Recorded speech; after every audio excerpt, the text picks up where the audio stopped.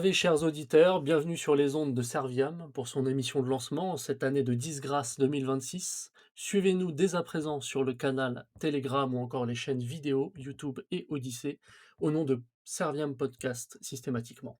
Ici Rex, votre serviteur, donc Christus Rexisme, hein, plus que le chien policier peut-être, et je commence par un traditionnel tour de table aristocratique parmi les caballeros de la semaine. J'accueille dans l'arène le fidèle Bobby. Comment va Bobby depuis l'expérience Oremus notamment? Bonsoir à tous. Écoutez, déjà bonne année. Ça me fait plaisir de vous retrouver effectivement depuis on va dire, la transformation de Remus, pas la fin de Remus. Là, on est transformé parce qu'on propose un nouveau format avec plus de monde, plus de sujets, ouais, plus de gens et plus souvent. Ça tombe toutes les semaines, donc c'est parfait. Très heureux de vous retrouver pour ce nouveau format. Transformé mais pas trans, voilà, ce n'est pas une mort mais une renaissance comme stipulé, et puis donc passation de flambeau. Également, j'accueille parmi nous Parsifal, hein. Comment va l'ami? Ça va Tibing? Bien, Parsifal va très bien. Parsifal très heureux de retrouver une émission cette année 2026, une bonne année, une bonne santé à tous nos auditeurs. Voilà pour notre troubadour du midi, mais j'ai également Ludwig parmi nous. Estás bien, amigo? Muy bien, gracias. Enfin, bonsoir à tous, bonsoir à nos auditeurs. Ça fait plaisir de se retrouver avec cette nouvelle émission. D'Oremus à Serviam, qu'on passe de la prière à l'action, le service. Loué nous soit notre Seigneur Jésus-Christ. Et en plus, j'ai l'honneur de pouvoir présenter immédiatement Longinus qui a fait l'effort d'arriver un peu plus tôt que prévu, hein. J'espère qu'il sort de la salle de muscu, que ses sangliers de gosse le laissent tranquille et qu'il a, préparé la suffateuse. Comment va Longi? Bonsoir à tous. Alors très bien, tout d'abord, très bonne année 2026 pour tous et surtout la santé, hein, plein de bonnes choses pour tout le monde. J'espère qu'en tout cas tout le monde a eu un excellent Noël et un très bon réveillon du Nouvel An, en famille, dans la joie, la bonne humeur et en union de prière. Eh bien, tout va très bien. Je suis prêt pour attaquer, comme disait Ludwig, je suis prêt pour attaquer de Remus à Serviam. Une nouvelle émission, on passe à l'action et je pense qu'on peut attaquer tout de suite. Là, je suis prêt, je suis chaud. OK, très bien. Alors ne perdons pas plus de temps, parlons donc, c'est le thème de l'émission, la foi à l'européanité pour les jeunes mâles et autres pères de famille, et en guise de premier sujet donc, avant la chronique, hein, un petit thème d'actualité, heu, la boutique des Némésis. Elle est sortie il y a quelques petits mois, hein, elle est continuellement, alimentée, hein, donc voilà. On va parler des femmes, on va parler singulièrement des Némésis, au sens large si l'on veut la droite féministe, mais on reste quand même un peu cantonné au thème, hein. Pour ceux qui viennent de se réveiller, hein, c'est ça. À l'occasion de leur boutique, et Dieu sait qu'à Oremus on n'aimait pas les boutiquiers. Je leur pardonne pas d'ailleurs d'avoir transformé Stéphane Ravier, parce que sur les photos il est en jean slim, la limite, enfin en pantalon slim. Ceux qui savent pas, c'est le néo-RN, mais où il y a des restes de traditionnel, un peu comme avec Gollnisch, quoi, pour Stéphane Ravier. Donc c'est bon, ça a commencé comme ça, c'est assez embêtant, on va dire. Donc je vous lance tout de suite, j'ai déjà trop parlé. Je ne sais pas, Bobby, peut-être, qu'y a-t-il dans ton sac? Est-ce qu'il y a une burqa?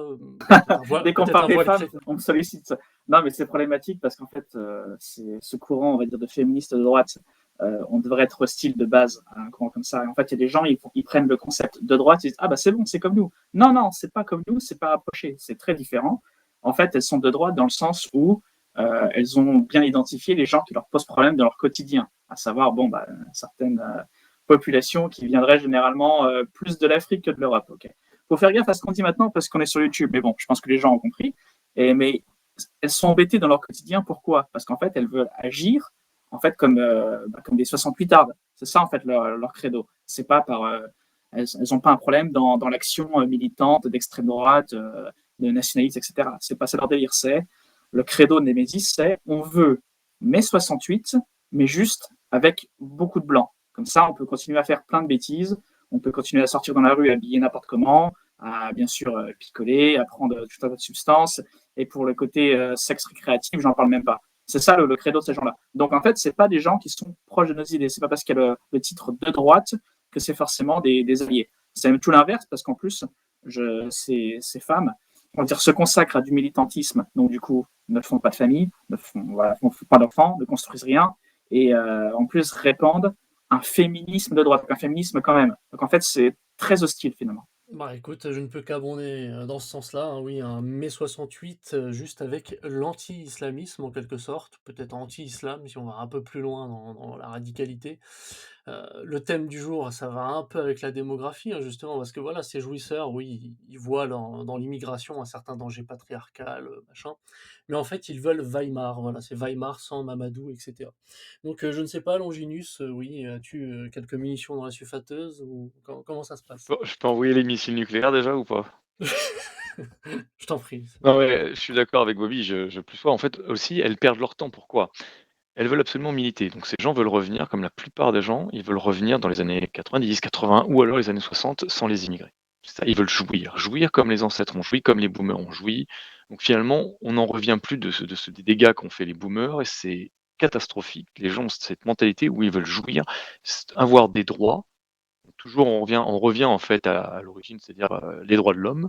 Droits de l'homme issus de la Révolution française et le féminisme qui a été issu ensuite vraiment impliqué par la révolution bolchevique. Hein, faut pas oublier qu'en 1920, on a mis en place l'avortement sous l'Union soviétique, enfin, la révolution bolchevique a mis en place l'avortement et ensuite le féminisme est né de ça aussi puisque c'était dans les imageries propagande qui passait, communiste qui passait à l'époque, vous aviez l'ouvrière libérée qui allait tendre la main vers la mère de famille qui était dans son carcan coincé à la maison avec tous les symboles de la famille, de la religion, du patriarcat, etc. On voit les dégâts que ça a fait. Que veulent réellement les femmes? Eh ben, en fait, les femmes, réellement, ce qu'elles veulent, c'est le choix de choisir. C'est pour ça, quand vous avez vu un petit peu la folie furieuse qui est arrivée avec les féministes, sur toutes les féministes hein, de gauche, de droite, quand Nick Fuentes avait dit Your body, my choice, c'est-à-dire ton corps, mon choix, il avait eu des tentatives d'assassinat, les gens étaient en train de l'insulter. Les gens manifestaient dans chez lui juste pour ça. Ils étaient devenus complètement fous. Et folles en général. Généralement, c'est des femmes qui viennent manifester ou des pseudo-hommes, en fait, des hommes de gauche, en fait, des hommes défaits, hein, déconstruits, Des comme on aime bien le simps. dire. Ça. Et en fait, on se rend bien compte qu'elles veulent le choix. Et ça, c'est nos ancêtres, si vous voulez, pour ceux qui aiment bien les légendes, on sait de lire les légendes arthuriennes, le roi Arthur, qui ont été traduites du vieux français.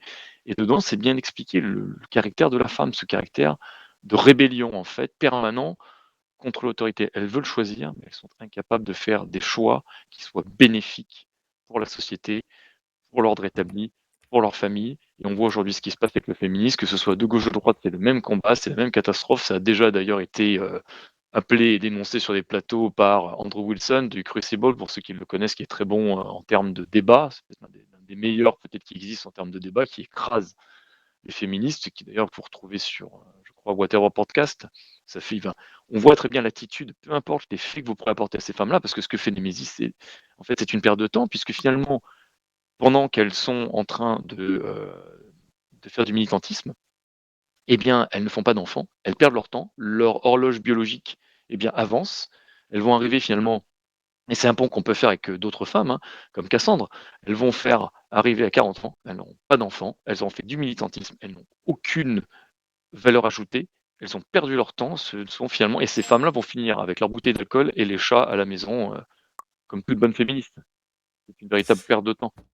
Ouais, ouais, tu épinglé le nom de Serviam, hein, voilà, le côté désobéissant d'Ève, un peu depuis l'origine et donc qui est à cadrer et en effet, ouais, quand je vois, ça, ça se torche en boîte de nuit là, machin, sur, toutes ces vidéos, Insta ou que sais-je, je sais pas d'où Ah, sont les c'est sources, mais vulgaire, bon, c'est ça me vulgaire. tombe, voilà, ouais, voilà, la vulgarité, nous. Je voyais une vidéo d'elle-même où elle se regardait en fait, quelqu'un est en train de la coiffer, elle se regardait dans son téléphone et elle se mordait les lèvres comme si elle était amoureuse d'elle-même, le narcissisme en fait. Issu des droits de l'homme, il n'y a plus de devoirs, il n'y a que des droits.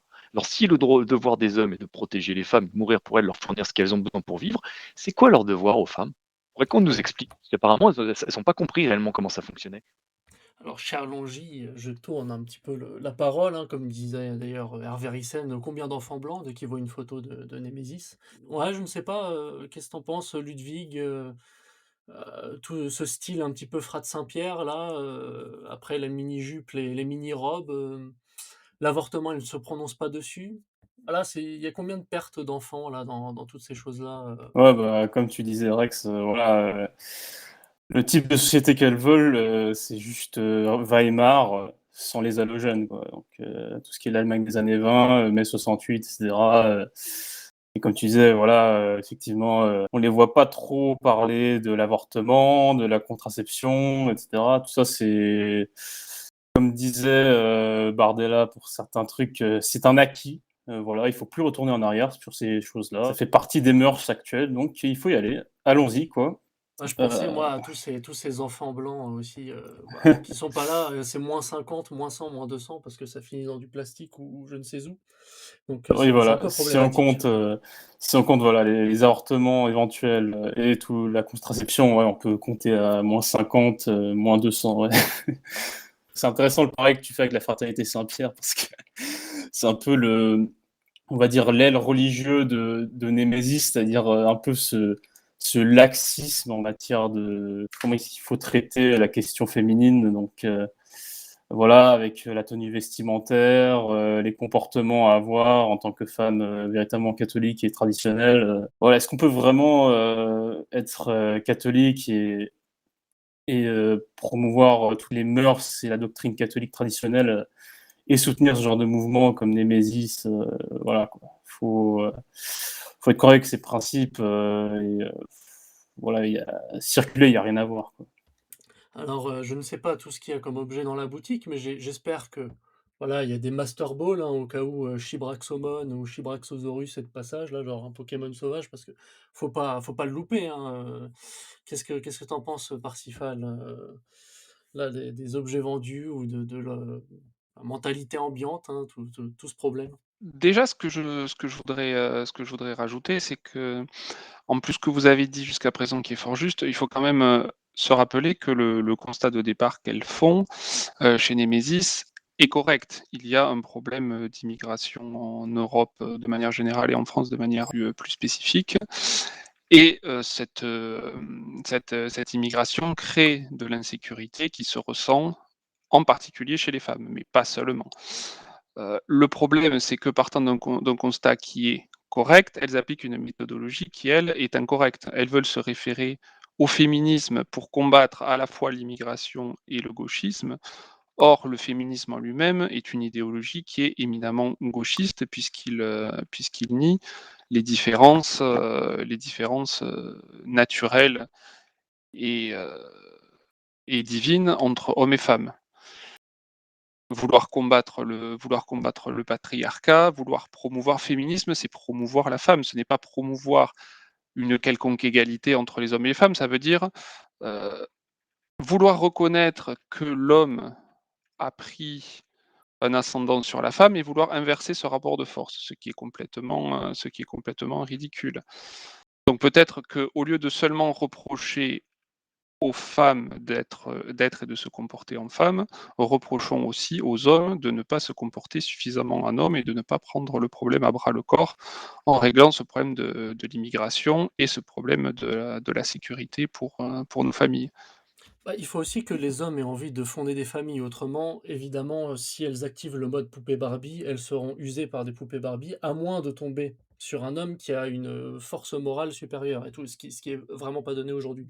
Donc c'est clair que dans tous les cas, elles vont très mal finir parce qu'elles sont pas sur le bon chemin et qu'il y a trop peu d'hommes pour arriver à le remettre. Ça, c'est clair que l'accusation, elle existe aussi ici. Vous l'avez tous souligné, en fait, là. D'ailleurs, Rex, puisque tu parlais des objets que l'on trouve sur la boutique, euh, le, le qualificatif de poupée Barbie s'applique bien puisque les vêtements présentés sont roses, sont portés par des femmes aux postures et aux sourires aguicheurs, et le seul homme qui est présent pour cornaquer tout cela, comme tu l'as annoncé en introduction, c'est Stéphane Ravier, qui est peut-être plutôt de l'âge d'être leur père que d'être leur époux et le géniteur de leurs futurs enfants. Exactement et puis vous l'avez tous un petit peu mentionné, l'important, au-delà de la complémentarité homme-femme, ce qu'on ne va pas nier, c'est le principe de hiérarchie. À droite, c'est vraiment le truc de la dinde, on dit juste complémentarité, il faut pas aller beaucoup plus loin. Bah, moi je dis non, complémentarité et hiérarchie, voilà. Donc oui, Parsifal a eu raison de mettre un peu d'équilibre et de rappeler un peu l'origine collectif Némésis qui existe depuis 2019, environ 300 adhérentes ou quoi. Des 300 militantes donc qui se sacrifient, hein, dixit le logos, évidemment. Identitaire, voilà, racialisation du sexisme, dirigé contre l'homme immigré musulman essentiellement, voire nous-mêmes, en tant qu'homme catholique ou du moins homme qui veut faire respecter cette hiérarchie naturelle.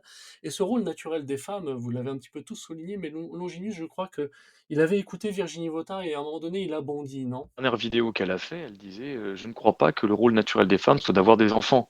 Donc là, effectivement, je pense qu'elle a besoin d'une dans la figure pour lui remettre un petit peu le visage à l'endroit, déjà, pour commencer, parce que la symétrie, je vois qu'il y a un souci de symétrie quand même. Je pense que regarde, non, mais faut être sérieux, non, non, c'est très grave ce qu'elle a fait. Donc, de dire que le rôle naturel des femmes n'est pas d'avoir des enfants, parce qu'en fait, elle a un problème avec son mari qu'elle étale comme ça en public, sur la place publique, plutôt que de se référer à sa communauté et de voir avec son prêtre s'il y a un problème marital et d'essayer d'arranger les choses. Hein. C'est comme ça qu'on fait quand on est des adultes. Et on voit ce qui se passe. Dès que vous donnez de l'attention à la femme, c'est généralement la monnaie d'une femme, c'est l'attention. Et bien, elle a besoin de cette attention. Donc, elle a quitté la foi catholique parce qu'elle a quoi lit le livre de Rebatté, le roman de Rebatté sur les deux drapeaux. Non, mais Donc, ça, c'est voilà. des grosses conneries, excusez-moi. En fait, c'est des gens qui cherchent à rationaliser après. Donc, ils ont fait un changement, après, ils trouvent une justification a posteriori, pas a priori. Ça, c'est Mais, l'excuse des femmes. mais non, c'est parce que les femmes sont très émotionnelles. Elles sont faites pour se connecter avec les enfants. Elles ont ce que disait Schopenhauer, ce sont des grands enfants. Voilà, c'est la réalité. Elles ont cette capacité d'empathie naturelle pour leurs enfants, pour les enfants. Ce problème, c'est que cette empathie naturelle a été transformée en arme, maintenant, contre nous, contre les hommes. Et on voit très bien ce qui se passe. Donc on a des femmes comme ça, comme qui se disent de droite, qui s'expriment en public et qui vous sortent des abominations et qui entraînent les autres avec eux dans leur chute. Et qui font des constats qui parfois sont réels. Quand Virginie Vota disait que par exemple il y a un problème de violence obstétricale, bon, sauf qu'elle oublie de dire que la France, qui a autorisé l'avortement, est devenue aujourd'hui un pays de mort puisqu'on est sur le point aussi d'autoriser l'euthanasie pour tous à ce stade-là, parce que les gens sont malheureux, la vie n'a plus de sens, ou les gens sont malades, donc il faut se débarrasser des vieux parce qu'on ne peut plus du tout s'occuper de nos vieux. Donc c'est normal qu'il y ait des violences obstétricales. On est dans un pays qui pue la mort, où plus personne n'a envie de faire son travail, où tout le monde est démoralisé, où les gens ne pensent plus qu'à jouir, et où les enfants sont devenus une charge. Voilà. Donc entendre ce genre de Bah, ils personnes. sont une certaine charge, responsabilité, on va dire, ça c'est Bien certain, sûr, c'est mais normal, c'est un ouais. devoir, c'est un devoir, c'est normal. Et c'est beau, ça réapprend la vie, mais les gens ont perdu ça, et les gens ne pensent plus qu'à eux. Dès que c'est très difficile, ah non, je vais abandonner. Donc, Ouais, exactement, exactement. Sur l'histoire des constats, parce que vous avez mis en avant les fameux constats. Et moi, je vais revenir sur celui de Parsifal. Ah, Où je j'ai croyais que apporté une c'était le petite... constat de parallélisme, de voiture. Ouais, c'est vrai que c'est pris une Twingo en plein visage, c'est pas beau, quoi. Sur celui qu'a fait Parsifal par rapport à la sécurité, plutôt l'insécurité, devrais-je dire, que rencontrent les femmes dans nos sociétés postmodernes, donc selon les Mésis à cause de l'immigration, je veux bien le reconnaître, mais il faut être précis, c'est que à chaque fois, par exemple, quand elles font des publications sur les réseaux sociaux pour mentionner ce fait, c'est toujours des trucs complètement aberrants où en fait même nous on ne pourrait pas le tolérer. C'est-à-dire, elles racontent des histoires de femmes qui sont dans la rue à des heures pas possibles, ivres, habillées, bon voilà, comme vous savez, et après qui se font agresser. Alors en l'occurrence, elles se font agresser par toujours les mêmes personnes. D'accord, on est d'accord là-dessus. Mais je veux dire, dans une société normale, moi si je vois ça, j'aurais bien envie de compléter ma phrase en disant moi aussi j'aurais envie d'agresser. Peut-être pas quand même, mais en tout cas de péter un plomb très certainement. C'est pas acceptable. Donc même sur le constat, là-dessus il y a des choses à dire. Je trouve pas ça correct. Et le pire, c'est les hommes. Vous avez bien fait de rebondir là-dessus d'ailleurs. Ce sont les hommes qui vont en fait valider tous ces mauvais constats. Pourquoi? Parce qu'en fait dans l'extrême droite il y a une misère sexuelle qui est pas possible. Parce qu'on a, je sais pas, peut-être 85-90% de mecs et le peu nana qui sont là, bah, en fait, elles tournent en gros. C'est une réalité, hein, malheureusement, c'est comme ça. Donc les mecs, ils ont les crocs, tu vois. Donc ils acceptent tout. Et dès qu'il y a une doctrine qui est mauvaise, mais portée par une femme, c'est accepté. Les mecs, ils acceptent tout parce qu'ils disent, de toute façon, dans tous les cas, si jamais j'arrive à accepter ça et tout, à passer entre les mailles du filet, j'ai peut-être avoir une chance de concrétiser cette nana-là. C'est pas plus simple, c'est pas plus compliqué que ça. Hein. Ça, je l'ai vu ça dans tous les mouvements. De toute façon, dès que vous mettez une femme dans un mouvement, à la fin, ça finit toujours de cette manière parce qu'il y a ce rapport qui fait que dans les courants politiques, même à gauche, même dans les trucs d'extrême gauche, il y a toujours une majorité d'hommes, même à l'extrême gauche. Alors chez nous, à l'extrême droite, c'est encore pire. À l'extrême gauche, ça peut être des fois du 60-40, mais chez nous, c'est 90-10. Et puis les types, ils sont comme ça. Et en plus, plus ils acceptent de trucs, plus ils sont tolérants, plus ils sont rejetés. Ils comprennent pas qu'en fait, c'est la force qui va déterminer quand même l'avantage qu'ils vont avoir sur l'attractivité. Non, les types, ils s'abaissent, et à la fin, ils se font ghost. Donc les gars, arrêtez un peu de vous comporter comme des cucks, ok? Arrêtez d'essayer d'essayer de choper des filles comme ça qui n'ont pas de valeur. C'est pas pour fonder des familles que vous chopez des filles comme ça, c'est pour essayer d'un coup d'un soir, donc c'est pas glorieux. Vous avez une semence, essayez de la diriger vers les trompes de Fallope et non pas vers les trompes de Salope. Oh là là. Alors là, j'ai un autre parallèle. Allez, Frat Saint-Pierre, hijab, c'est peut-être pour Ludwig. Le 23 janvier 2023, vous avez fait un rassemblement devant le Sacré-Cœur. Donc vous avez un côté les filles mai 68, Frat Saint-Pierre pour plaisanter, et à droite, Mais 69 plutôt. voilà.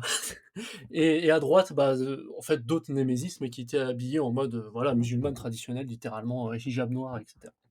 Et en fait, le sous-titre, en quelque sorte, quelle civilisation voulez-vous? Avec le fémino ou fémo-nationalisme, hein, je sais pas comment on dit ça. Donc voilà, le truc, c'est, je dis pas que je préfère à droite, je suis pas musulman, je veux dire les hijabs noirs, mais on va dire la deuxième civilisation, elle, ne s'effondre pas. Il y a un avenir des enfants, etc. Quand même là, la grosse diff. Moi, après, j'ai pas fait un grand tour sur la boutique, je vous invite pas trop à y aller.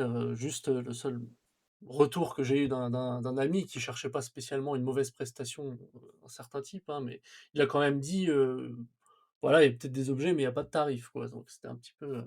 Le prix de la passe n'est pas mentionné. Voilà, c'est ce dessin animé de Disney là. Quelle bande de petites coquines. Alice au pays des Braquemars, je crois. Je suis déçu. Il n'y a pas des services d'appel téléphonique comme avec Thaïs Oui, pour on comment oublie d'en devenir parler un tout à mâle l'heure, alpha, comment devenir un mâle alpha et pichot des meufs. Voilà. Tu vois, Vol 300 d'argent euros qu'elle a fait. 200 euros ou 300 euros les 30 minutes. C'est vrai que nous à côté, nous sommes des gueux, nationaux et sociaux, n'est-ce pas? On n'est pas au même niveau là, on peut pas prétendre à des prix pareils. Ouais, ça fait quand même cher juste le coup de téléphone et les 30 minutes, hein, la vache. Donc ouais, voilà, la contradiction en streaming, femme et de droite, en fait, on est fait du logis dans ces cas-là. Si on n'est pas fait du logis, c'est qu'on n'est pas utile socialement. Il y a désordre, comme dirait l'autre, là, comme dirait le pasteur africain. Et voilà, donc bon, maintenant, le temps nous presse, donc passons au sujet suivant, oui. Fait Je du réponds, logis ou fait du trottoir, il faut choisir. exactement, merci. Parce que les Grecs avaient des petites citations assez très intéressantes là-dessus. Et je réponds juste à une petite suspicion fausse, tant Oremus, il y a eu pas mal de retours, type commentaire de: «Ah mais vous êtes des célibataires rageux» ou je sais pas quoi là, des incels ou des expressions comme ça. Alors que, ça n'était pas du tout le cas puisque la majeure partie des gens étaient mariés et en fait dans le Moi, groupe je viens de coucher serviable. mes enfants il y a un quart d'heure. Hein. Bon, comme vous voulez. Voilà, c'est donc les critiques qui tombent à l'eau, parce qu'on méconnaît totalement, l'équipe. Alors non, oui, c'est voilà, soit des jeunes mâles, soit des pères de famille. Avec pères de famille, je peux le dire, c'est à peu près plus de 75 donc je pense qu'on n'a aucune leçon à recevoir, Oui, à ce niveau. exactement. Voilà, on a plutôt des leçons à donner, je pense d'ailleurs et on va nous écouter parce que même si on n'a pas des choses très alléchantes à montrer, voilà, ça prend plus de temps mais à la fin, ça réussit mieux. Nous sommes un peu des trolls, hein, certes, mais ordonnés au bien commun, hein, et donc plus de mères de famille, moins, de traînées.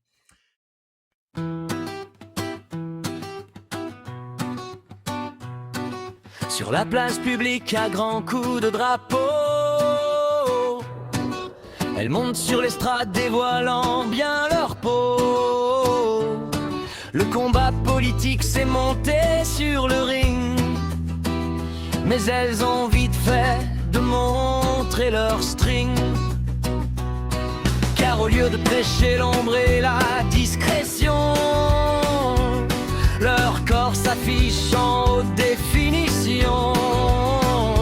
Elles ont compris que montrer son corps à notre époque est une ruine d'or. Cache-toi, jeune fille, sois sage et fais silence. Mais moi je m'affiche en toutes circonstances. Sois humble dans le rang, sois modeste jusqu'au soir.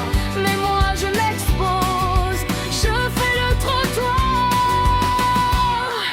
Elles vendent leur corps et le droit t'arrachette. Moins guidé par sa tête que par ses noisettes. Un t-shirt à 50 balles pour soutenir la cause. Et le seul plaisir de les voir prendre la pause. Le cri violeur, étranger dehors.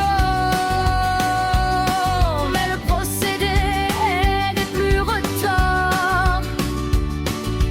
Car ce qu'elles veulent protéger, c'est leur vie de débauche, mais sans se faire égorger.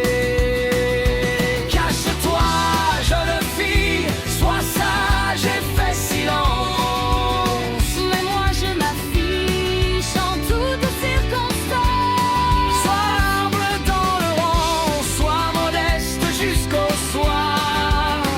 Mais moi je m'expose, je fais le trottoir. Au fond de toi tu penses peut-être mener la lutte. Au fond de moi je sais, je suis une grosse putain.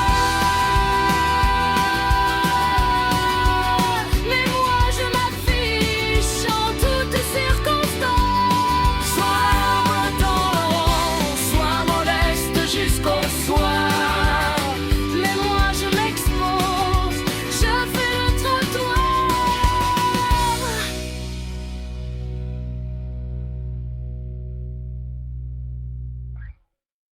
Chronique, passons à la chronique. Alors, maintenant la construction ça revient, mais on verra, ça peut évoluer dans le temps. Vous aurez 1 ou 2 sujets d'actualité et on passe à une chronique essentielle où on traite un peu plus longuement d'un thème qui là est un peu d'actualité, même bien d'actualité et qui, on pourra d'ailleurs se plonger davantage dans l'actualité selon les émissions et à l'avenir. On fait une chronique qui va faire un petit peu écho à la précédente, ce qui va s'agir de parler un peu de démographie, de cosmopolitisme et d'armes du numérique. Je l'ai titré Sauvons la jeunesse française à l'ère du numérique et de la submersion. Donc on a des profils de toutes sortes chez nous, on est très politique et religieux et ce que l'on veut, mais également même technique, on a tous les profils chez nous, voilà. Donc on va pouvoir parler un petit peu de ça. La difficulté d'aujourd'hui, voilà, vous imaginez les gars de 20 ans, bon bah, à l'heure où ils devaient un peu profiter de la vie, il y a eu les confinements. Maintenant, ils arrivent sur le marché du travail, il y a l'IA, qui est un outil très puissant, mais qui peut mettre en danger potentiellement certaines choses. Donc ça fait un effort de réorganisation qui est pas évident. Et donc cette génération Z est pas très bien lotie. Déjà, nous, trentenaires ou quarantenaires, etc., ça commence à être difficile comparé à l'ascension sociale boomeuse. Mais là, voilà, il faut s'adresser, se tourner vers cette jeunesse, en particulier les hommes qui seront les organisateurs de demain. Donc, je ne sais pas lancer lequel d'entre vous, mais si vous voulez entamer le sujet, entre ce problème de démographie, d'immigration, de familles blanches, et d'onglets techniques, en quelque sorte, quoi. Je peux commencer puisque c'est quand même mon domaine d'expertise, donc tout ce qui est domaine du numérique, nouvelles technologies, cybersécurité, etc., etc.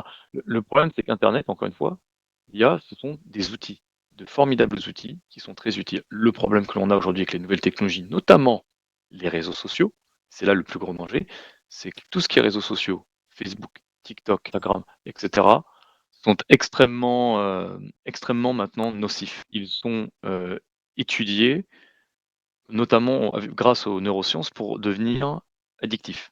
Donc aujourd'hui, ce que font les gens, la plupart des jeunes, même la plupart des gens, même des vieux, des anciens, hein, je les vois aussi des fois, la plupart des gens sont devant les réseaux sociaux à faire ce qu'on appelle du doom scrolling, s'ils n'arrêtent pas d'aller d'une publication à une autre, ils en veulent toujours plus et ils passent et vous perdez des heures et des heures et des heures. Et au final, vous n'avez rien, il n'y a plus rien d'intéressant parce que maintenant, avec l'intelligence artificielle, beaucoup de choses que vous voyez sont fausses. Les médias, la plupart du temps, mentent. Bon, ça, c'est un pléonasme, mais ils mentent.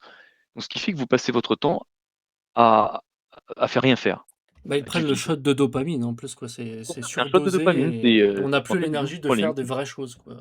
Exactement. Ça peut être utile, encore une fois, pour une entreprise, Facebook, Instagram, etc. Ça peut être très utile. C'est très bien. Vous avez votre page, les gens vont dessus, peuvent commander, donner des commentaires. C'est très utile.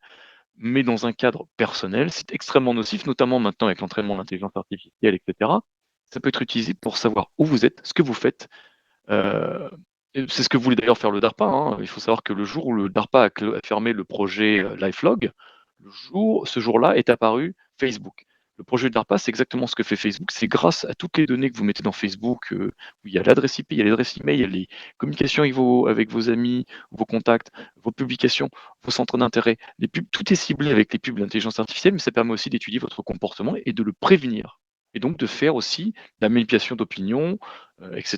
Ou de vous arnaquer, comme récemment Facebook a été pris la main dans le pot de confiture à arnaquer ses utilisateurs via des scammers chinois où ils taxaient. Donc tout ceci, en fait, c'est une énorme perte de temps. C'est une grosse perte de temps. Les gens passent plus de temps sur les réseaux sociaux, dans le virtuel, qu'à se parler en réel, qu'à tenter de recréer des communautés, qu'à passer du temps dehors, qu'à faire des activités de bien commun, qu'à faire des activités utiles, qu'à Utiliser recréer le le folklore, le folklore local ou la culture, les cultures locales que l'on avait, la communauté. On a perdu tout ça pour pour le numérique qui est pas vrai. Le numérique, c'est pas vrai. Et en plus, c'est un soutien. Après, il faudrait l'utiliser pour se rencontrer et faire de vraies choses, quoi, voilà, on va dire. études qui ont montré aussi que le fait de faire ça, en fait, ça met votre cerveau en mode panique, en mode fight or flight. Donc vous êtes en mode panique, donc les gens continuent par détresse aussi. De le faire, c'est pour avoir sa dose de dopamine, mais ils sont en état, ça crée des états dépressifs post-traumatiques. Donc Et c'est extrêmement grave. merci du côté un petit peu dev perso et numérique, donc j'abonde un peu dans le sens et quelqu'un d'autre peut reprendre la main. Nous, on répond aussi à la droite conspicato parce que les foufous, je les vois bien venir. Il y a un côté, très souvent, ils utilisent internet, le web et l'électricité pour vous dire: «L'IA est diabolique» et ils mettent «intelligence artificielle» entre guillemets, comme si c'était un truc qui n'existait pas et c'était satanique et cetera. Donc en fait, ça, c'est un peu le réactionnaire, en train de crever quoi, on va dire ça comme ça. En fait, quand la civilisation écrite arrive, les partisans de la civilisation orale, type, Socrate, Platon, ce que vous voulez, vont dire: «C'est la mort de la civilisation tout court», en fait et on voit bien que finalement elle continue. Ces gens-là utilisent l'électricité, le web parce qu'ils l'ont connu et ils voient pas ça comme satanique. Ils voient l'intelligence artificielle arriver par-dessus. Là, par contre, ça serait ça satanique. Vous prenez le 19e siècle français, avant l'électricité, à Paris, comment c'était éclairé, les gens avaient une lanterne. Vous avez des gens qui étaient payés pour porter une lanterne toute la soirée dehors. Une fois que l'électricité arrive, à quoi ça sert de maintenir un tel métier? Ça ne sert à rien, je veux dire, voilà, donc à un moment donné, c'est peut-être pas neutre en soi, dans le sens où ça a énormément de répercussions sociales, mais c'est neutre moralement, dans le sens, ça, on peut l'utiliser en bien, on peut l'utiliser négativement. C'est un changement et généralement, on revient pas en arrière à moins d'une guerre nucléaire. Donc, acceptons les choses. Je ne sais pas, Parsifal ou Bobby, vous connaissez un petit peu aussi ces Ouais. thèmes. Ce que vous dites est très vrai et touche toute la société civile. Là où je voudrais faire un focus un petit peu plus précis, c'est dans notre domaine, qui est celui du militantisme, où où le virtuel, excusez-moi, aussi vient absorber de manière colossale l'énergie des militants. Au lieu de se retrouver dans des locaux, dans des manifestations, même dans un café, pour discuter et faire des actions de terrain ensemble. Beaucoup de militants aujourd'hui se satisfont de l'action faite depuis le fond de leur canapé bien confortable, le téléphone dans une main, une bière dans l'autre, et en retweetant tel ou tel influenceur de droite ou de pseudo-droite, ont l'impression d'avoir fait largement la part de leur travail pour la cause qu'ils estiment défendre et disparaissent finalement dans du médiocre et dans du superflu. Aujourd'hui, et je pense que c'est aussi un des objectifs de Serviam, on n'est pas là pour parler, discuter, pérorer pendant des heures. Je pense qu'il y a beaucoup d'autres médias qui font déjà ça et qui se contentent de ça. On est là aussi pour essayer de proposer des solutions concrètes pour faire en sorte que nos camarades consacrent leur énergie à des choses utiles, à savoir la famille, la France, l'Europe et notre civilisation blanche au sens large. Le timing est parfait, Parsifal, parce que là, pour tout vous dire, on enregistre l'émission. Nous sommes le vendredi 9 janvier. Ce qui se passe en ce moment dans le monde, par exemple en Iran, c'est très concret. Les gens, en fait, de quoi on parle quand on parle généralement de chez Oremus ou chez Serviam? On parle souvent en fait d'un truc qui revient à chaque fois au même objectif, c'est le changement de régime. Pas forcément de la violence, mais le changement de régime. La violence, c'est autre chose. Des fois, il y a des changements de régime avec très peu de violence. C'est un autre sujet. Ce qui se passe par exemple en Iran, alors je dis pas qu'il faut absolument faire un changement de régime en Iran, ce qui va arriver c'est mieux que ce qui est maintenant. Alors, je pense que c'est l'inverse. Mais en tout cas, les gens, ils descendent clairement dans la rue, certains sont armés, ils sont organisés, c'est très concret en fait. Hein. Et d'ailleurs, ils ont coupé Internet parce qu'ils se sont rendus compte que ça allait amplifier les manifestations et donc le contre-pouvoir. Donc, il ne faut pas oublier que nous, en fait, on a eu le dernier écho où le régime a un peu tremblé. C'était encore une fois quelque chose de très concret, c'était les gilets jaunes. C'était pas que sur Internet, c'était principalement en fait dans le réel, dans le concret, et aussi un peu sur Internet. Il ne faut pas oublier cette priorité-là parce que l'objectif final, c'est bien sûr le changement de régime. Il ne faut pas oublier, surtout pas oublier, et là, il faudra toujours le répéter, qu'on ne veut pas de petits amendements. On ne veut pas une autre démocratie, une autre république. On ne veut pas un Macron plus à droite ou même, je sais pas, même un Le Pen plus à droite. On veut un changement de régime. On veut la révolution. On ne veut pas juste une adaptation légère. Donc, si on veut ça, il faudra montrer des muscles, quoi. Donc, encore une fois, je ne parle pas de violence, mais il faudrait être très concret. Donc, faire des trucs sur les réseaux sociaux, etc., c'est super, etc., mais il faut que c'est un but. Et je constate malheureusement que la plupart des buts qui sont derrière ceux qui s'engagent dans ces activités-là en ligne, c'est souvent des buts, on va dire, très, très narcissiques. C'est pour se mettre en avant, c'est pour vendre des trucs, pour dire moi je, pour avoir un nom, pour avoir un pseudo. Voilà, il ne faut pas oublier la stratégie globale. Oula Bobby, tu as dit révolution, mais là tu vas te prendre toute la clique royaliste dans le dos là. Ouais, oui, parce que c'est vrai que 789. Mais oui, mais voilà, un canard, c'est un petit animal, ou alors c'est aussi un journal. Donc la langue française est riche. Non, mais c'est vrai, la langue française est riche. Donc on a le droit de dire révolution quand on fait référence à, en l'occurrence, la contre-révolution catholique. Vous cherchez un dictionnaire, il n'y a pas que révolution dans le sens 789. Donc messieurs les héroïcos, c'est juste que vous ne comprenez pas la langue française, tout simplement. Oui, voilà, qu'on s'entende bien quand on parle de révolution, évidemment. Comme disait un certain peintre autrichien, si je suis un révolutionnaire, c'est que je suis un révolutionnaire contre la révolution. Voilà. C'est-à-dire que nous, on veut pas, évidemment, on veut aller contre les acquis de cette révolution maçonnique, évidemment, mais ça ne veut pas pour autant dire qu'on veut être des conservateurs, quitte à conserver ce qui est mauvais. Voilà. On veut faire table rase de ce qui est mauvais et reprendre ce qui est bon dans une société, quoi. Les valeurs saines, etc. Pour revenir aux éléments nocifs de toute cette recrudescence, cette primauté du virtuel et de la technologie par rapport au réel, ça dérègle complètement nos capacités cognitives, notamment en matière de concentration. Les gens, maintenant, on voit beaucoup chez les étudiants, etc., ils n'ont plus la capacité, ils n'ont plus la patience de faire du travail de longue haleine, etc. Ils veulent que la dopamine vienne tout de suite, quoi. Donc, c'est vraiment on a des cerveaux complètement comme des souris de laboratoire, voilà, qui veulent, comme des cobayes humains, quoi. C'est d'où ce qui explique aussi d'ailleurs l'importance de la pornographie dans les sociétés modernes, même dans nos milieux. Alors je pense que les cathotradis sont quand même un petit peu préservés par ce truc-là, mais je dis bien un peu parce que malheureusement ça les touche aussi. De toute façon, ça touche tout le monde.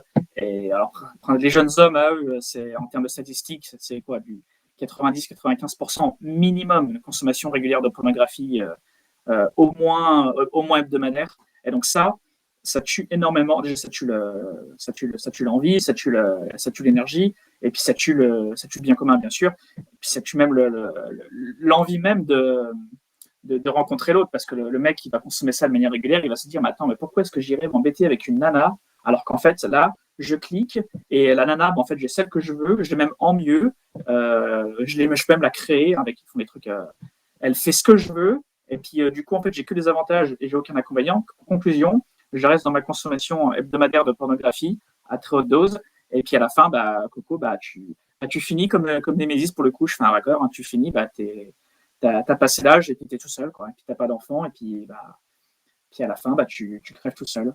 C'est pas ouf, hein. Ouais, tu fais bien de de prendre le terme de consommation, parce que c'est vraiment ça, c'est que même dans nos milieux, voilà, c'est vraiment le but ultime pour la plupart des gens de nos milieux, qu'on appelle dissidence, comme on veut. C'est vraiment juste consommer du contenu, quoi. On parle plutôt, on fait référence à toute la bande conspi, voilà. sont prêts à consommer n'importe quoi, toutes les théories farfelues qu'on leur vend, tous ces boutiquiers comme Monsieur K, Berton, etc., un soi-disant complot. Pour revenir à ce que disait Parsifal, dans le fait où on n'utilise que le virtuel au mépris du réel, c'est que la racine du problème, c'est que on prend des choses, au lieu d'en faire un moyen, on en fait une fin. Donc, tout ce qui est réseaux sociaux, au lieu de s'utiliser juste comme un moyen pour juste pouvoir entrer en contact, se créer un réseau effectivement de personnes qui partagent les mêmes idées, et voilà, etc., pour s'unir, pour servir à la cause commune, eh ben, on va juste se contenter de ça, en pensant que ça suffit, qu'il n'y a pas d'autres étapes supérieures à franchir pour être plus constructif dans notre action militante, quoi. N'oublions pas l'essentiel, le virtuel c'est bien, mais ça reste qu'un moyen, quoi. Revenir là-dessus, il faut bien voir aussi le côté aussi, comme on parlait de la langue, le fait de passer du temps sur internet, votre cerveau, ça met les gens comme je dis en panique parce on n'est pas fait pour avoir un flot d'informations continu du monde entier en permanence et très souvent on s'attache beaucoup aux mauvaises nouvelles. On a besoin de ça, c'est une sorte un peu de je sais pas, de côté de notre nature, Blessé. comment on va dire, blessée qui fait qu'on a besoin de ces mauvaises nouvelles, qui nous met en état de panique, qui fait les gens se sentent pas bien. Il y a beaucoup de dépression, de suicide, même au niveau des enfants, parce que les enfants ont aussi accès, malheureusement, au téléphone. On devrait leur enlever. Les réseaux sociaux, les téléphones, les smartphones pour les enfants devraient être enlevés. Parce que c'est une catastrophe, ça détruit la jeunesse, ça détruit les enfants. Les parents, malheureusement, ont délégué énormément le rôle de parent aux écrans, à la télévision, aux smartphones, aux consoles jeux vidéo. Alors, on sait plus, c'est plus années 80 ou 90 hein, ou 2000 quand on a connu ça, moi je l'ai connu. Maintenant, il y a internet et grâce à tous ces moyens de communication, le fait qu'internet soit développé partout, vous avez accès à tout, partout, en permanence et les enfants sont assez malins pour être capables de débloquer les contrôles parentaux, même les plus sophistiqués, vous arrivez toujours à trouver un petit moyen. Donc les téléphones aujourd'hui, même la télévision, sans surveillance, c'est une arme dirigée contre vos enfants et contre votre famille. Le moins de temps vos enfants, votre famille passe devant la télé et les réseaux sociaux, le mieux vous en trouverez. Ça permet aussi de retrouver une chose très importante à faire, c'est de lire, de réapprendre votre culture par la lecture, pour réapprendre aussi la langue, comment s'exprimer, comment penser. C'est une des choses qu'on a perdues en France, c'est aussi l'éducation classique qui mettait à la fin le latin et le grec en place. C'est ce que disait Aaron Upinski, qui était un ancien professeur de maths. À partir du moment où ils ont changé l'éducation classique pour l'éducation moderne qu'on a actuellement, c'était terminé. Les enfants étaient incapables de faire du calcul, incapables de comprendre quoi que ce soit. On a détruit la pensée critique des enfants. On a détruit en fait les nouvelles générations aussi à ce niveau-là. C'était Ça déjà tue l'effet du l'imagination, l'énergie et puis c'est le choix de la facilité en mais quelque sorte, quoi. ce qui est aussi vrai, c'est en France, on n'apprend plus la culture. On apprend une version complètement biaisée de la culture, on met énormément d'eau dans le vin de la culture française pour pouvoir que les étrangers puissent un peu, peut-être s'enraciner ou s'accaparer un petit peu l'identité française. Ça n'a plus rien à voir. C'est une culture française complètement bâtardisée. Et comme de toute façon, comme le disait Ça marche Henri même pas. hier, Tu leur demandes c'est quoi l'armistice, etc. Ils savent pas. non L'armistice, mais ouais, 39-45, tu sais, ils mélangent tout. Ouais, 14-18, la Bastille. Enfin, bref, ils sont perdus, hein.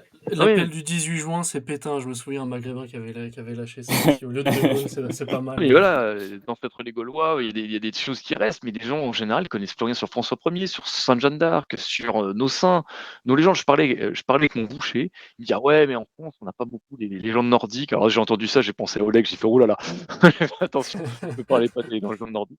Oui, il y avait des légendes nordiques, c'est une chose, mais notre histoire de France, l'histoire des saints, de la catholicité, de la chrétienté, l'histoire en général de l'Europe chrétienne, mais c'est magnifique. Mais on l'a complètement perdu parce qu'on ne nous l'apprend plus, parce qu'on a des gens communistes, hein, on a perdu la Seconde Guerre mondiale, il ne faut pas se voiler. Rendons hommage à Marc Carty et aussi au général Patton, pardon, qui avait très bien compris que les cocos, en fait, c'était le véritable danger. Et on voit très bien ce qui se passe, c'est que toute notre culture, nos États, nos gouvernements, tout a été retourné contre nous comme une arme, afin d'arriver au communisme mondial. C'était ce qui est en train de se passer partout. C'est contre quoi beaucoup maintenant de pays se battent. On est infiltré partout. C'est une des façons de faire une attaque, c'est de détruire la culture à l'intérieur. L'autre, c'est par l'immigration. L'autre, c'est par l'avortement. Il faut lire un petit peu le livre des généraux chinois qui a été traduit, qui s'appelle en anglais Unrestricted Warfare, ou qui se dit en français c'est la guerre sans aucune contrainte, qui dit de faire la guerre, du régime communiste, hein, de faire la guerre contre les pays d'Occident avec tous les moyens possibles et imaginables. Tout, absolument tout. Et quand je dis les moyens, c'est vraiment tout, même les pires moyens. Bref, les communistes, quoi. On peut s'attendre au pire, ce sont des gens qui n'ont aucune valeur, aucun principe et qui changent la réalité euh, pour réussir à vous coincer alors qu'ils ont totalement tort. C'est 1984. C'est pas actuellement en France. Sortez moi, mon conseil, c'est sortez des écrans, passez du temps avec vos enfants, soyez dehors, l'activité physique, retrouvez des communautés, des gens qui pensent comme vous, qui passent du temps dehors. C'est ce que je fais beaucoup, peu importe le temps. Lisez beaucoup, lisez, lisez, lisez. Vous allez retrouver une foule d'informations, de la culture, plein de magnifiques choses à réapprendre sur vos pays, sur votre culture, qu'on transmette à vos enfants. Je crois qu'à Discordia, pour ils passent beaucoup de temps dehors sur les trottoirs. Pour faire Pour les les- galipettes. Mais les galipettes, Pour ce les- n'est pas que sur le trottoir. Pour les plus jeunes de nos auditeurs, je crois que le message de Longinus est extrêmement important et tu soulèves un point qui est le point capital.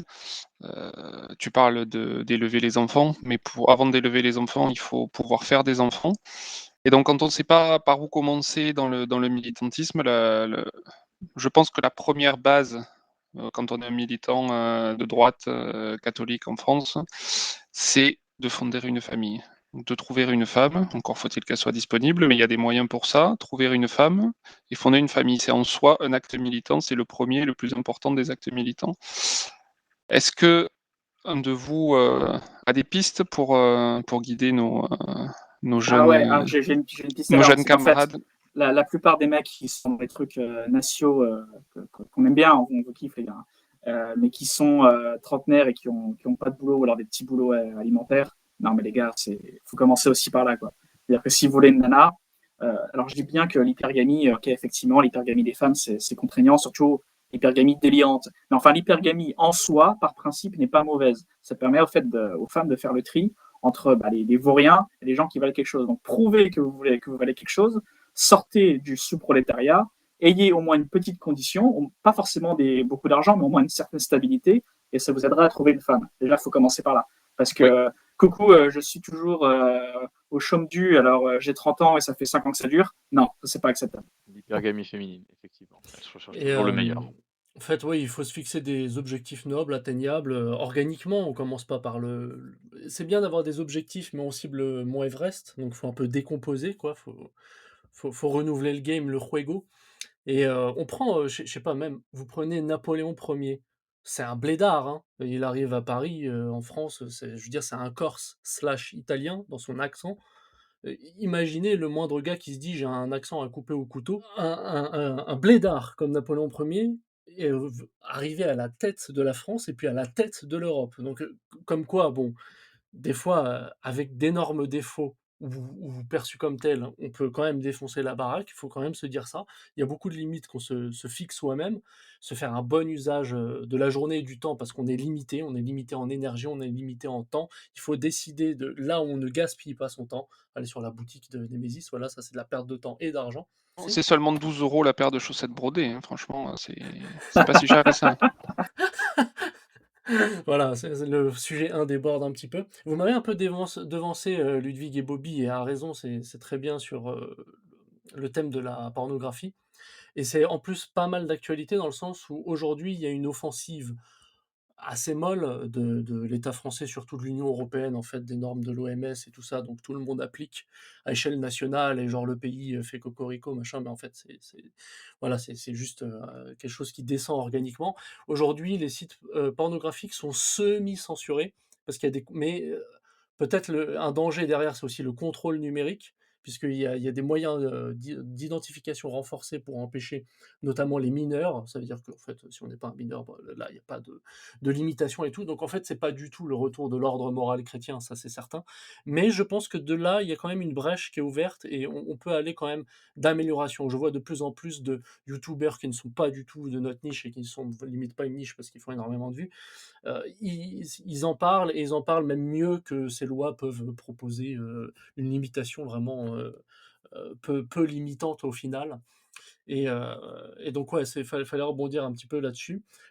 J'ai parlé un petit peu tout seul l'intelligence artificielle. Est-ce que vous avez un mot à dire? Je crois que Parsifal, en plus tu n'as pas trop pris la parole, sur les en ce moment, bon, bah, il y a les géants De comme Closy. Open et les soucoupes aussi, comme OpenAI, Gemini, Google et cetera, et on sait qu'en première ligne, elles ont ce souci d'être, le problème d'être woke. Alors si on les utilise, pas sur des choses conformistes ou pas, anticonformistes du moins, normalement, c'est assez efficace et cetera. Mais on sait que Grok ou Perplexity sont moins exclusifs. Sauf que les autres, comme Claude et cetera, elles annoncent vraiment défavorisent, l'homme blanc, oui, l'homme et notamment l'homme blanc, heu, voire celui qui professe une religion, notamment chrétienne. Voilà, ces choses-là sont limite réglées par les algorithmes. C'est peut-être pas un truc, surréglé, mais tout de même, c'est existant et il y a des effets d'annonce quand même, là-dessus, quoi.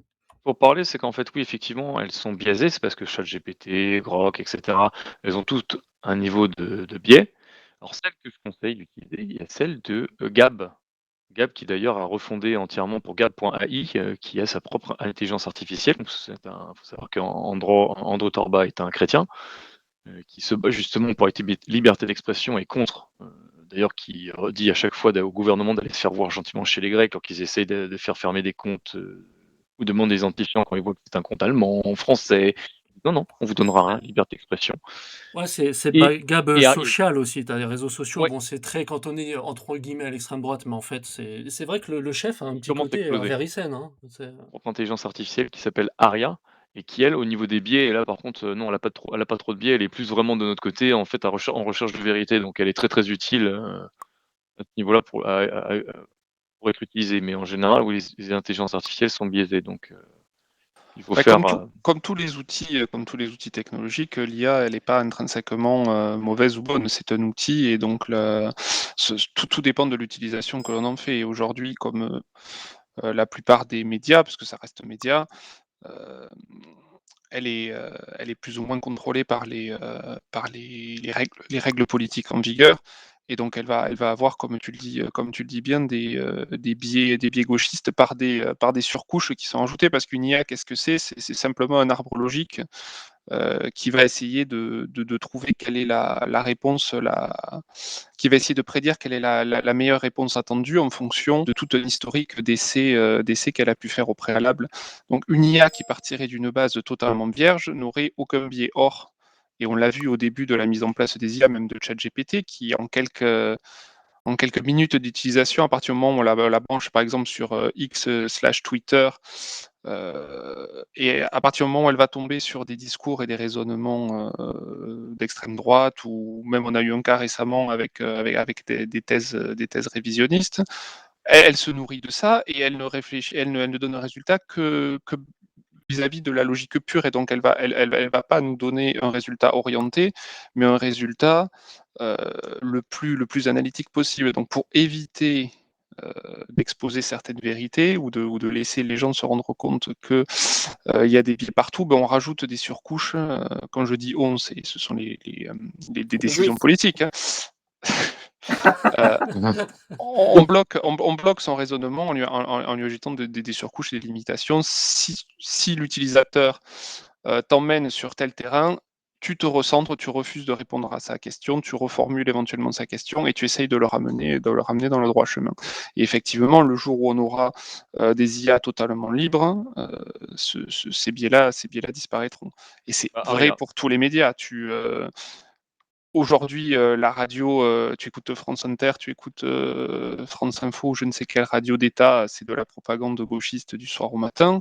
Maintenant, sur la même radio, tu mets à l'antenne Jacques Doriot et Julius Streicher, ce ne sera pas le même résultat.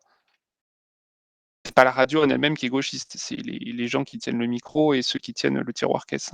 Bah, Exactement. c'est exactement ça, hein, c'est ce qu'il faut bien se rendre compte, qu'effectivement, c'est ceux qui tiennent l'argent, et ceux qui tiennent l'argent ont des biais gauchistes, ou tentent en tout cas d'imposer une vision idéologique très communiste du monde. C'est bien pour ça qu'on a tous ces biais en place et qu'il nous est interdit, par exemple, de promouvoir un régime national-socialiste parce que Hitler et parce que l'Holocauste. Alors que de l'autre côté, on n'a aucun problème à promouvoir des régimes comme la Chine communiste, qui a l'air d'apparemment, pour les abrutis qui ne la connaissent pas, ça a l'air d'être un régime modèle. Que nenni, c'est une catastrophe sur pattes. C'est un canard à 6 pattes qui boite et qui a la lèpre, c'est une horreur. Et il n'y a jamais de problème non plus avec le régime, la révolution marxiste, Octobre rouge et Staline et Lénine. Il n'y a jamais aucun souci avec les centaines de millions de morts et qui n'en finissent plus. Il n'y a pas de problème. Et qui nous ont donné l'avortement, qui aujourd'hui, comme on le sait, a tué plus d'un milliard d'êtres humains en peu de temps. Bravo, mesdames. Après, pour faire le lien avec ce que tu dis, Longinus, je remarque que dans tous ces sujets historiques, de révision de l'histoire, ces sujets politiques, etc., je trouve qu'il y a quand même un revers de la médaille dans toute cette histoire de voilà, la primauté des réseaux sociaux, des canaux, différents canaux, etc. C'est-à-dire que vraiment, il y a une démocratisation de toutes ces informations qui, il y a quelques années, étaient vraiment marginaux et censurés. En tout cas, dans ce que je vois, depuis qu'il y a Musk pour X et depuis que Instagram a arrêté avec sa censure, là, les gens, là, ça y va. Hein. Je peux te dire que niveau avec le peintre autrichien, etc., les gens, ils se cachent plus, quoi. Mais C'est des centaines de milliers de vues à d'accord avec toi. bon entendeur, quoi. D'accord avec toi, Ludovic, il suffit de voir en fait la jeunesse. La jeunesse va majoritairement dans notre direction. Très majoritairement, c'est pour ça qu'ils sont inquiets. Les pouvoirs en place, c'est qu'ils essaient de mettre en place une censure, la soi-disant censure des réseaux sociaux pour protéger les enfants, c'est une fausse excuse. Ils le font très mal, c'est une fausse excuse, c'est pour mettre en place, comme on fait en Chine, une sorte de crédit social, blocage des réseaux sociaux, parce que la Chine est extrêmement efficace et très en avance là-dessus au niveau des réseaux, du blocage des réseaux sociaux, dès quelque chose qui n'y a pas, le fait d'effacer les messages, d'effacer le contenu, d'effacer les gens même, très clairement, dès qu'il y a le moindre problème. Toujours maintenir une sorte de semblant de cohésion au niveau du régime. Donc, c'est exactement ce qu'ils essayent de faire. Regardez comment Oui. ils traitent nos enfants, c'est simple. Alors, là, maintenant, il y a de la prostitution de mineurs. Elles ont accès, bien sûr, à la pilule, à l'avortement. Je ne parle même pas de comment elles sont habillées. On fait tout, en fait, pour que les gens ils se posent des questions sur la sexualité alors qu'ils ne sont même pas encore au lycée. Ouais. Bien sûr, on leur pose des choix pas possibles en termes d'identité. On leur dit, bah, si tu veux changer d'identité, de sexe, et en gros te faire mutiler, bah, tu peux subir une opération, Et c'est les parents ne génial. peuvent pas dire non. Hein. Les parents Non, ne non, peuvent il ne pas peut dire pas dire non. non, et puis on paye C'est même, poli. c'est remboursé par la Sécu. Et après, ils vont nous faire croire qu'en fait, si jamais ils font un peu de contrôle parental par rapport à ce qui se passe sur Internet, c'est pour le bien des enfants. Non, le bien des enfants, on a compris, c'est pas ce qui les intéresse. Ce qui les intéresse, c'est le contrôle politique. Voilà. Ça, c'est intéressant. Regarde l'ASE, hein. Pour finir, regardez l'ASE. L'ASE, sur 20 000 enfants qui se prostituent en France, 15 000 viennent de l'ASE. Donc on ne nous dise pas que c'est pour protéger les enfants, c'est de la connerie. C'est une horreur, ce pays, la France, telle qu'on l'a connue, comme disait Figuera dans Scandale Résistance, la France n'est plus la France. Voilà. Et que le régime communiste serait le successeur du gaullisme. Et que, voilà, pour lui, ils n'auraient jamais dû résister. Et quand je vais, moi, dans les pays de l'Est et que je pose la question, que certains peintres avaient raison, et bien les gens, soi-disant des pays qui soi-disant ont été martyrs, nous disent oui. Même des anciens. Donc c'est pour vous dire à quel point on revient là. On revient, ils ont très peur. Ben, messieurs, peut-être un petit tour rapide, pour, conclure. Moi, je voulais simplement aussi valoriser la fécondité, hein. Sans gaspiller la jeunesse, sachez que si vous vous mariez tardivement et notamment les 30 ans, dépassés, vous accumulez des habitudes de solitaire. Donc ensuite, la vie de couple, je dis pas qu'elle est incompatible, mais elle risque d'être difficile à gérer, à corriger. Aujourd'hui, il faut souligner le fait que les familles pratiquantes sont essentiellement le noyau de résistance à ce suicide démographique, hein. C'est quand même à signaler. C'est pas des familles, néo-païennes, je sais pas quoi, enfin s'ils font des enfants, tant mieux, hein, c'est sûr. Mais c'est pas là que se trouve, voilà, là se trouve plutôt une cabine téléphonique, on va dire. Et donc on assume, en tout cas à Serviam, de tout à fait travailler à cette natalité autochtone dans, ce cadre de survie d'une société, libéralo-gauchiste, on va dire. Assumer le fait de préférence de civilisation, de peau, de spiritualité, c'est évident aussi. Et plus que l'immigration zéro, c'est plutôt migration, ça c'est sûr. On sait que voilà une société cosmopolite et multiconflictuelle par définition, et donc il nous faut retourner à une communauté organique. Or, il est impossible de se concentrer sur le bien de tous, à la fois les trans et à la fois les familles, puisque soit vous vous ruinez financièrement en aidant tout le monde, ce que fait un petit peu l'État français à l'heure actuelle, hein. Il y a la CAF, les familles et puis les opérations et les remboursements d'avortements, et cetera. Donc voilà, là on veut ménager la chèvre et le chou, on fait les 2. En fait, on ne peut que se centrer sur qu'une seule chose et la seule chose là où l'essentiel, il faut se centrer, c'est évidemment l'avenir, les familles, les enfants, l'éducation, l'instruction. L'instruction classique comme disait Longinius et sans quoi, bah, voilà, c'est il y a pas d'avenir, et c'est tout, quoi donc voilà, peut-être un petit mot rapide, de tous, si vous voulez On bien, pourrait chers finir amis parce que je et vais ensuite, partir, moi. exactement et puis ensuite je procède un petit peu au rappel de fin. Donc je veux dire que, avoir des enfants, se concentrer sur la famille, se couper un petit peu de tout ça, c'est retrouver le cadre de vie simple, une belle vie, une vie faite de plein de choses. Vous finissez en fait par redevenir un peu vous-même enfant et n'oubliez pas que ce qu'a dit le Seigneur: «Venez à moi comme un enfant». Donc n'oublie jamais que les enfants, c'est eux, ça nous rappelle un petit peu qu'il y a que Dieu existe et que, le jardin d'Éden, c'était pas, leur innocence, c'est un rappel que la le ciel existe. Parce que l'innocence d'un enfant, c'est il y a rien de plus beau que ça. Donc faites des enfants, c'est un ça peut être moi j'en ai non, je suis père de nombreuses familles d'une famille nombreuse. C'est beaucoup d'énergie, c'est beaucoup de dépenses et beaucoup des fois d'arrachement de cheveux. C'est normal, on a beaucoup d'apprentissage, mais c'est beaucoup de bonheur. Voilà, donc faites des enfants et vous retrouverez vraiment une vie simple et plein de bonheur.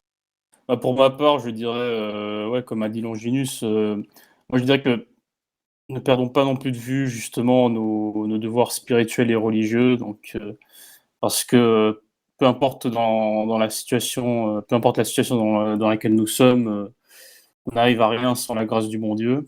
Donc n'oublions pas la prière, n'oublions pas de rester en état de grâce et de se confesser et cetera.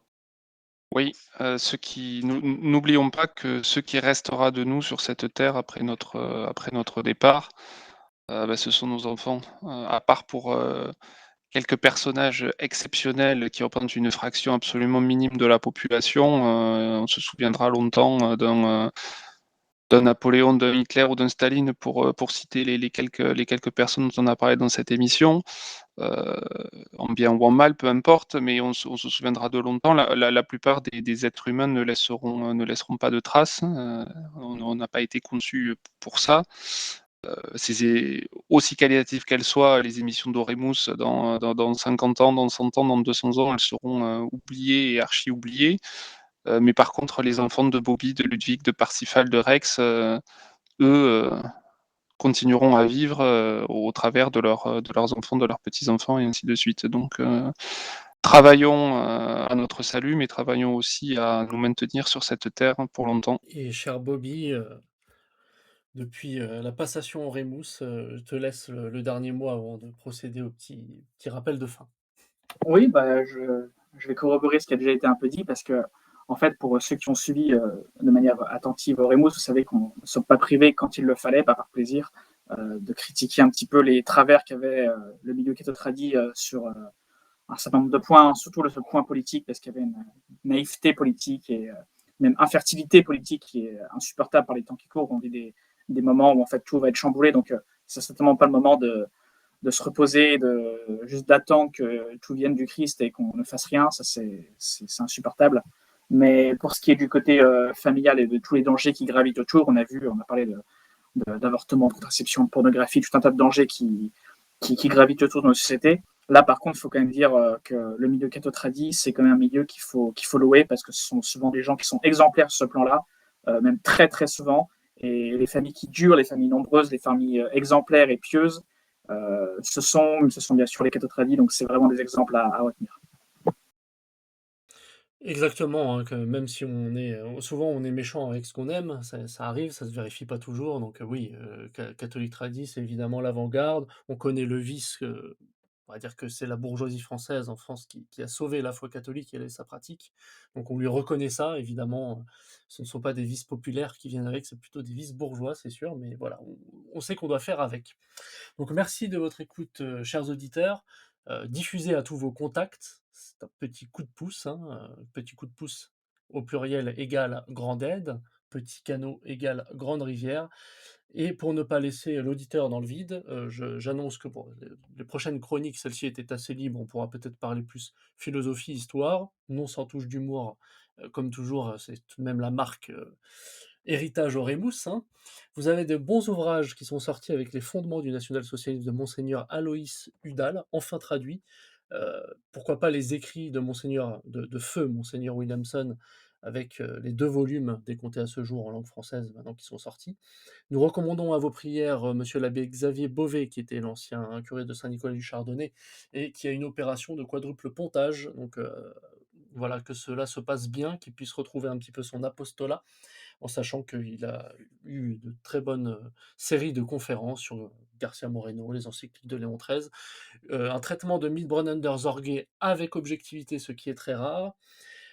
Pourquoi pas, comme on invitait un peu à l'action, les manifestations comme les marches pour la vie le 18 janvier à Paris, n'hésitez pas à vous y rendre, selon votre région française, ou voilà, les possibilités de votre contexte. Nous allons essayer de vous accompagner la semaine avec quelques posts ici ou là, de textes, posts textuels pourquoi pas et même voir des shorts. Heu, voilà, donc n'hésitez pas à nous suivre, à rester en contact de l'émission. Si Dieu veut, Deus vult, servons serviam et à la semaine prochaine. À la semaine prochaine.